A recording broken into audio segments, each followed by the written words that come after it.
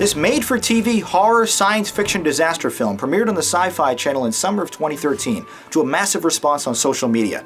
The patently insane 85-minute plot was rather obviously born backwards out of the film's titular pitchline. A tornado infested with sharks wreaks havoc on Los Angeles.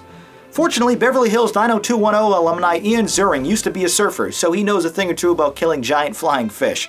Despite his washed-up D-list status, Ziering is about the only person in the cast with even an ounce of talent. He's still pretty awful here, and only took the job because his wife convinced him they needed the money, but he's the lone bright spot in the otherwise dreary cast. Attempting to survive this implausible terror with him is Tara Reid as a perpetually frightened and confused ex-wife, John Hurt as a fat and lazy drunk, and Casey Skirbo as our flirtatious bartender. The rest of the cast is populated with disposable meatbags who suffer various gruesome deaths whenever the TV-14 rated story calls for more blood. One character even makes a poorly timed period joke when he quips, "Looks like it's that time of the month," moments after another victim was eaten live right in front of him.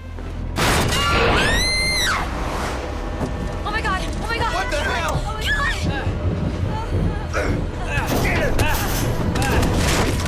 This is crazy!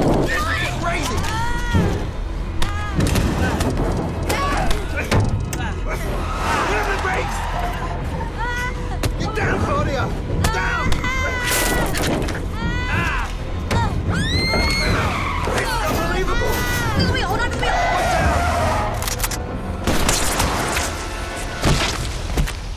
There's no consistency with any of the events. The danger and water levels rise and fall depending on the needs of the individual scene, with continuity a distant afterthought.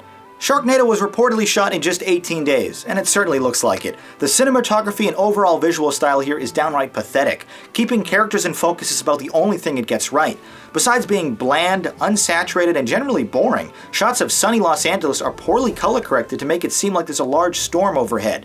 In an effort to avoid costly effects, a majority of the film just takes place inside various automobiles, an unfortunate trademark of all productions made by the Asylum. When special effects are required, they look decidedly fake and pasted on, like some intern just hurriedly rotoscoped a Muppet onto a live-action shot. The editing isn't much better either, a constant mess of close-ups, constantly cutting around creatures and backgrounds too expensive to frame properly.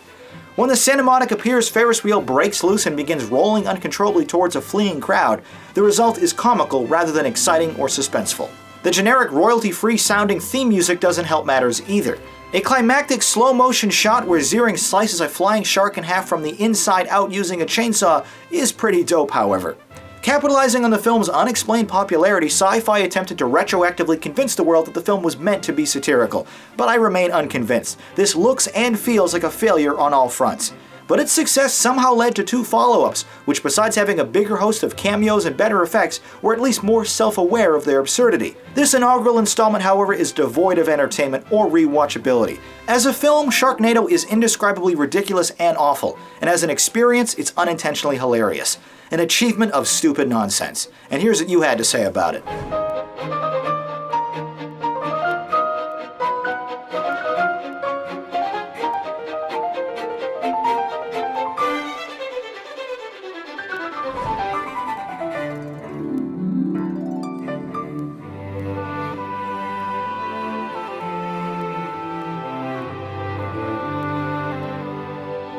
Even if you accept this film was stupid on purpose, it was still hard to watch. You rated it a bad.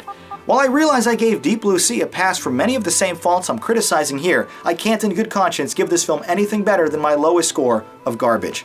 That said, I'd still recommend watching it, especially if you live tweet its premiere screening with the rest of the world.